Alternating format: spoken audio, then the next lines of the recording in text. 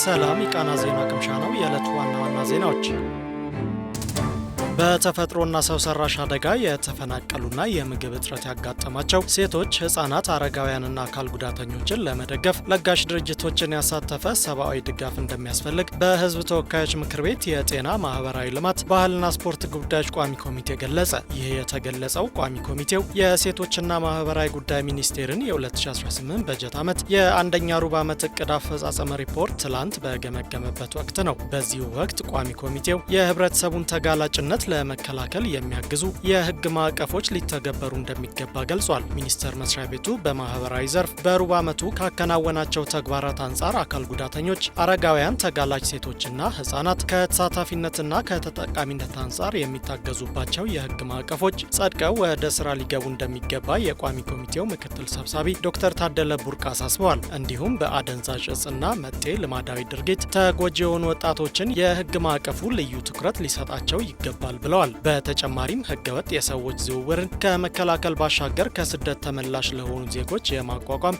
የስነ ልቦናና ማህበራዊ አገልግሎት ድጋፍ ተጠናክሮ መቀጠል እንዳለበት መናገራቸውን ምክር ቤቱ በኦፊሴላዊ ፌስቡክ ገጹ ያወጣው መግለጫ ያሳያል። በተፈጥሮና ሰው ሰራሽ አደጋ የተፈናቀሉና የምግብ እጥረት ያጋጠማቸው ሴቶች፣ ህጻናት፣ አረጋውያንና አካል ጉዳተኞችንም ለመደገፍ ለጋሽ ድርጅቶችን ያሳተፈ የሰብአዊ ድጋፍ እንደሚያስፈልግና እነዚህን ዜጎች ወደ መደበኛ ህይወታቸው ለመመለስ ሁለንተናዊ ርብርብ ሊደረግ እንደሚገባ ማሳሰባቸውን ተጠቅሷል። አክለውም የጎዳና ተዳዳሪ ዜጎችን የማንሳትና ከቤተሰብ ጋር የማቀላቀል ስራ በትኩረት መሰራት እንዳለበትና ችግሩን ከምንጩ ለማድረግ ከከተማ አስተዳደሮችና ከክልሎች ጋር በቅንጅት ሊሰራ እንደሚገባ ተናግረዋል። የሴቶችና ማህበራዊ ጉዳይ ሚኒስትሯ ዶክተር ኤርጎጌ ተስፋዬ በበኩላቸው ተጋላጭ የህብረተሰብ ክፍሎችን ለመደገፍና የህግ ማዕቀፎች ጸድቀው ወደ ስራ እንዲገቡ ቋሚ ኮሚቴውና ባለድርሻ አካላት የበኩላቸውን ሚና እንዲወጡ ጠይቀዋል። እንዲሁም እንደ ሀገር የሱስ ማገገሚያ ማዕከል ከችግሩ ስፋት አንጻር ውስንነት በመኖሩ ሁሉም አጋር አካል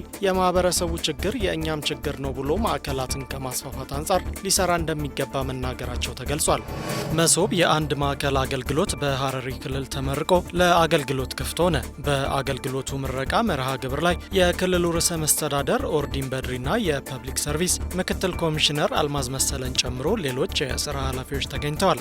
በከተማ የተገነባው ማዕከሉ በመጀመሪያ ምዕራፍ በ7 ተቋማት 22 አገልግሎቶችን አቀናጅቶ የሚሰጥ እንደሆነም ተገልጿል።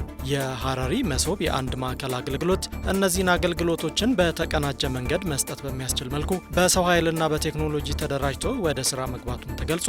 የክልሉ ርዕሰ መስተዳደር ኦርዲን በድሪ መሶብ የአንድ ማዕከል አገልግሎት ብልሹ አሰራሮችን በመቅረፍ ዘመናዊ፣ ፍትሐዊና ቀልጣፋ አገልግሎትን መስጠት የሚያስችል መሆኑን ተናግረዋል። የፐብሊክ ሰርቪስ ምክትል ኮሚሽነር አልማዝ መሰለ በበኩላቸው በ8 ክልሎች በ2 የከተማ አስተዳደሮችና በፌዴራል መሶብ የአንድ ማዕከልን ጨምሮ 18 ማዕከላት ተገንብተው አገልግሎት መስጠት መጀመራቸውን እንደተናገሩ ኢዜአ ዘግቧል።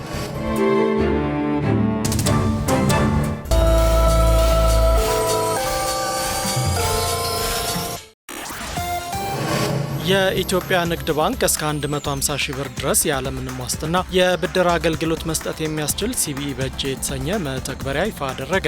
ባንኩ ዲጂታል የቁጠባና ብድር አገልግሎት መስጠት የሚያስችል ሲቢኢ በእጄ የተሰኘ መተግበሪያውን ዛሬ ረፋድ በባንኩ ዋና መስሪያ ቤት ይፋ አድርጓል። በመርሃ ግብሩ ላይም የባንኩ ኮርፖሬት አገልግሎቶች ኤክስኪዩቲቭ ምክትል ፕሬዚዳንት ኤፍሬም መኩሪያን ጨምሮ ሌሎች የስራ ኃላፊዎች ተገኝተዋል። ይፋ የተደረገውም ዲጂታል የቁጠባና ብድር አገልግሎት የባንኩ ደንበኞች ከ500 እስከ 150 ሺህ ብር ያለምንም ዋስትና የብድር አገልግሎት ማግኘት እንዲችሉ የሚያደርግ መሆኑን ምክትል ፕሬዚዳንቱ ተናግረዋል። አገልግሎቱ የደንበኞችን ወራዊ ደሞዝ ታሳቢ ባደረገ መልኩ ያለምንም ዋስትና በሲቢኢ ብር ፕላስ መተግበሪያ አማካኝነት የብድር አገልግሎት ማግኘት የሚያስችል መሆኑን ኤክስኪዩቲቭ ምክትል ፕሬዚዳንቱ አክለው ተናግረዋል። የብድር አገልግሎቱ ተጠቃሚ ለመሆን ግን ደንበኞች ደሞዛቸው በሲቢኢ ብር አገልግሎት አማካኝነት ሊከፈላቸው የሚገባ መሆኑን ባንኩ በኦፊሴላዊ የፌስቡክ ገጹ ባወጣው መግለጫ አስታውቋል። የብድር አገልግሎቱ እንደ አውሮፓውያን አቆጣጠር ከጥር 2024 ጀምሮ በባንኩ ሰራተኞች ላይ በሙከራ ደረጃ ተግባራዊ ተደርጎ ውጤታማ መሆኑ ተገልጿል። ባለፉት 2 ወራትም በሲቢኢ በእጄ ዲጂታል የቁጠባና የብድር አገልግሎት 1.6